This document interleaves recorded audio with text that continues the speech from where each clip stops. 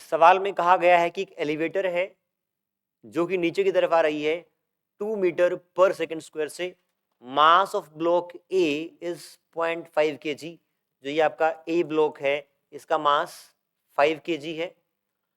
Force exerted by block A by the block A on the block B. A के द्वारा B पर लगाया जाने वाला फोर्स हमें निकालना है। तो सबसे पहले फ्री बॉडी डायग्राम बना लेते हैं ए का। ए के ऊपर कौन से फोर्स लग रहे होंगे? ए के ऊपर एक तो mg लग रहा होगा, मास है 0.5 और एक्सेलरेशन ड्यू टू ग्रेविटी होती है 10, तो 5 न्यूटन का फोर्स नीचे की तरफ लग गया। एक ए के ऊपर नॉर्मल रिएक्शन लग रहा होगा जो बी लगा रहा होगा ए पे, तो वो नॉर्मल रिएक्शन लेट से n है। अब ये ऑब्जेक्ट है, ये नीचे की तरफ एक्सेलरेट कर रहा है 2 मीटर पर सेकंड स्क्वायर से, 2 मीटर पर सेकंड स्क्वायर से। इसका मतलब ये वाली फोर्स बढ़ी रही होगी इससे, तो नेट फोर्स डाउनवर्ड बनेगी। Net force is 5 minus n, this is net force downward. तो net force will be equal to mass into acceleration. Mass कितना है? 0.5 kg, 0.5 kg या फिर कहूं हाफ kg इनटू एक्सेलरेशन, ये 1 हो गया।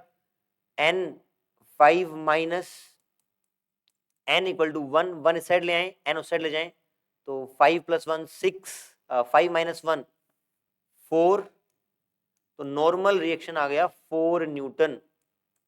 n is equals to 4 newton. ये नॉर्मल रिएक्शन किसके ऊपर लग रहा है? जो बी ने